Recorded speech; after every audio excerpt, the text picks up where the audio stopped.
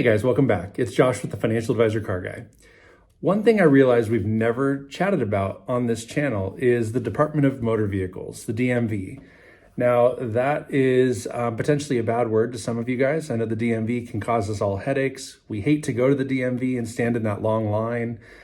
And, generally the people behind the counter don't care about you. They just want to get through that line. And so they're going to do the best they can to get through volume, right? So they don't necessarily take the time to listen to our individual needs and really help us like we think we deserve. So I want to talk a little bit about that. And the reason for it is a good friend of mine is having an issue with the DMV right now. Now, I'll just start from the beginning. He wrecked his truck, and as soon as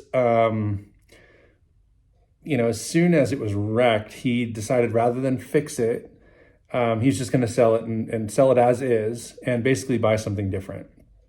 Now, the situation is such that he had lost the title. So he has this truck that is wrecked. It is currently uninsured because it's wrecked. It's not being driven. It can't be driven. It needs to be rebuilt and reconstructed. So no insurance on it, and lost the title.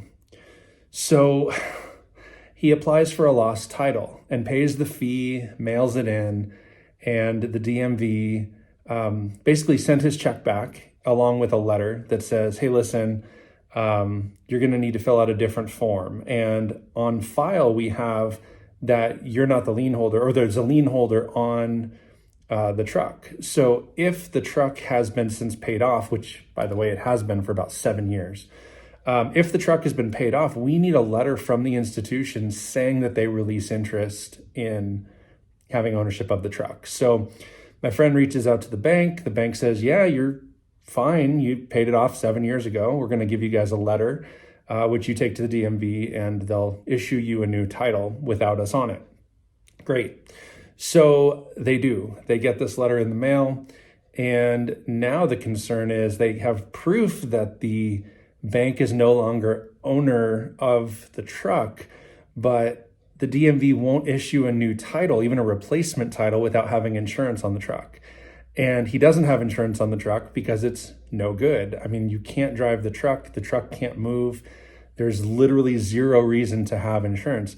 So he's kind of stuck in this loop, right? Now, he either pays for insurance for a month just so he can get a replacement title, or he doesn't pay the insurance and can't replace the title. Now, he has since found a buyer for this truck. He's going to sell it as is. Like I said, it needs to be fully rebuilt.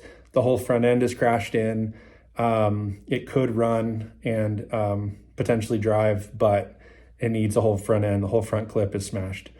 And so he's got this buyer who wants the truck, wants to rebuild it, obviously needs the title so that he himself can get insurance for this truck and can title it in his name and re-register it with new tags and all that stuff. But the DMV is giving my buddy a hassle because, again, he has to have it insured to title the truck. So they're stuck in this weird loop. They're not really sure which way's up and which way to go. And I just thought, what an interesting topic. We've never, like I said, we've never talked about the DMV. Usually things are pretty cut and dry, but this guy's situation, because he's dealing with a wrecked truck with a lost title that's trying to be sold, it's like the trifecta, the perfect trifecta of issues. And the DMV acts like this is the first time they've ever come across this or ever seen this. And I can't believe that to be true. I mean, all the time, there's accidents every day. There are cars being sold every day. They're dealing with people that are, uninsured every day. And so, whether the vehicle is insured or not, that shouldn't keep somebody from replacing a title. I don't know, I don't get into the law side of things too deeply. Maybe it's not legal for them to issue a new title on a vehicle that isn't currently insured, and I get that. But if he's got a bill of sale, or if he's able to produce a bill of sale that says he's selling the car to somebody else, he can provide the DMV with that letter of, I don't even know what the letter is called, but from the bank saying that they're no longer a lien holder. I guess I fail to see where the complexity lies. Why can't the DMV just say, okay, here's Here's proof that you own it. Okay, great. Here's proof that you're selling it to this guy over here. Great. Here's this guy over here's proof of insurance. Great. Why can't the DMV just issue the new guy a title in his name? Anyway, so I don't know. I don't work at the DMV. I never have. I don't know how they think, how they do. But what I can tell you is I feel for the guy, because he, again, stuck in kind of a loop.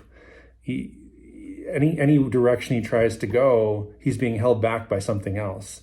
And he is not finding value in reinsuring the truck that's totaled just to get a replacement title. That doesn't make any sense.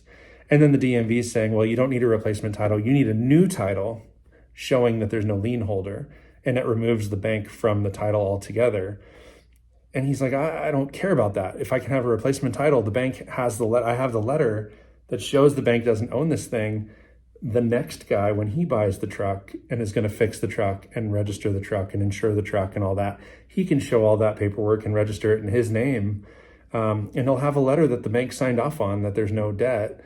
And my buddy can sign a bill of sale saying he's releasing interest. So it's interesting, to say the least. And again, I'd never done a topic on the DMV, so I thought I would chat a little bit with you guys about this story and kind of gauge your feedback. What do you think? What's the easiest method for my buddy to go through to, potentially replace the title that's lost, but also sell it without reinsuring it and doing all those things? Is there a way? Do you guys know? Comment down below and let me know. What other topics would you guys like to hear about? I guess I feel like I can come up with a topic every week, and that's not a huge deal. But at the same time, I want to make sure it's stuff that's relevant to you guys and things that you want to see and hear. So if there is something, go ahead and comment down below. Please like, subscribe, ring that notification bell. But most importantly, remember, may every investment you make be a good one. Till next time.